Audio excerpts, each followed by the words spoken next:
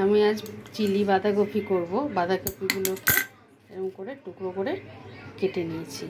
আর এটার মধ্যে এখন আমি গরম জল দিয়ে কিছুক্ষণ ভিজিয়ে রাখবো।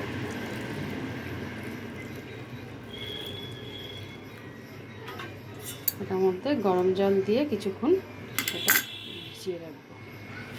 তারপরে পরের প্রসেসে যাচ্ছি। বাঁধাকপিটা আমি গরম জল থেকে উঠিয়ে নিয়েছি, নরম হয়ে গেছে। আর এখানে নিয়েছি ক্যাপসিকাম, পেঁয়াজগুলো এরকম করে কেটে নিয়েছি, রসুন কুচি একটা, চেরা কাঁচা লঙ্কা আর আদা কুচি।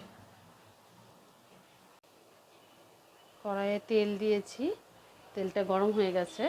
এর মধ্যে প্রথমে আমি রসুন কুচিগুলো দিয়ে দেব।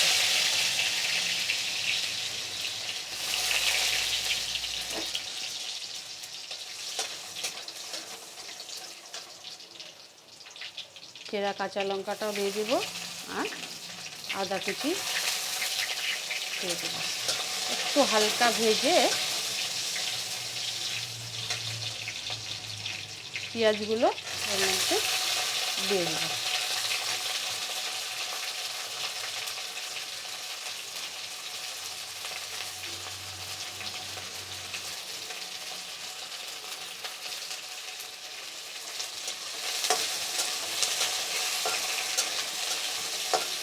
পেঁয়াজগুলো একটু হালকা ভাজা ভাজা হয়ে গেলেই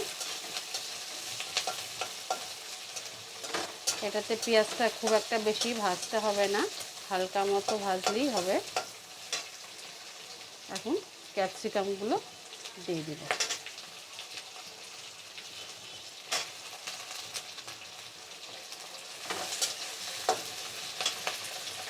সঙ্গে আমার বাঁধাকপিটা যে গরম জলে ভিজিয়ে রেখেছিলাম সেটা জলটা ছেঁকে নিয়েছি, বাঁধাকপিটাও আমি দিয়ে দিব।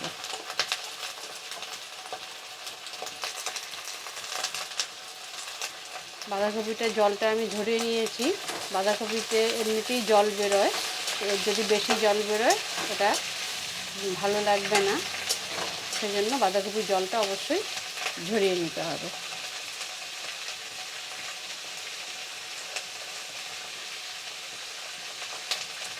এখন আমি এর মধ্যে স্বাদ মতো লবণ দিয়ে দেব আর দেব হলুদ।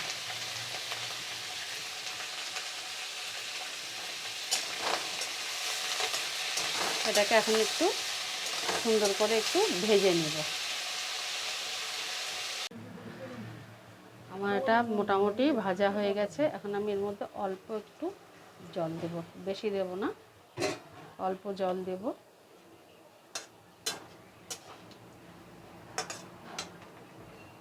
এর মধ্যে এখন দেব সয়া সস আর দেব চিলি সস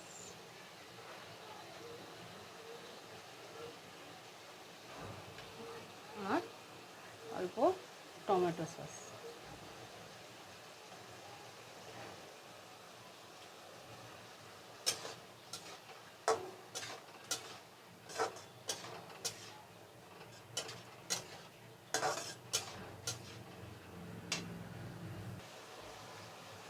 আর দেব এর মধ্যে অল্প একটু লঙ্কার গুঁড়ো।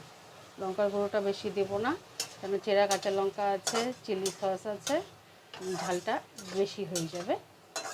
সেজন্য ঝালটা নিজেরা যেরকম খান সেরকম আপনারা দিতে পারেন, বেশি কম। আমি এটাই দিলাম, তাও মনে হয় ঝালটা একটু বেশি হয়ে যাবে মনে হয়। এটা আবার একটু ঝাল ঝাল না হলে ভালোও লাগে না খেতে, একটু ঝাল ঝাল হবে, এটা ভালো লাগে। এখন এটার মধ্যে আমি এখানটা একটু কর্নফ্লোর গুলে রেখেছি, যে এখন এটা এর মধ্যে দিয়ে দিই।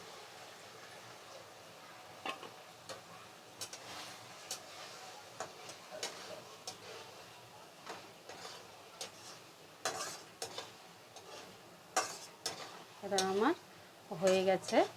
এখন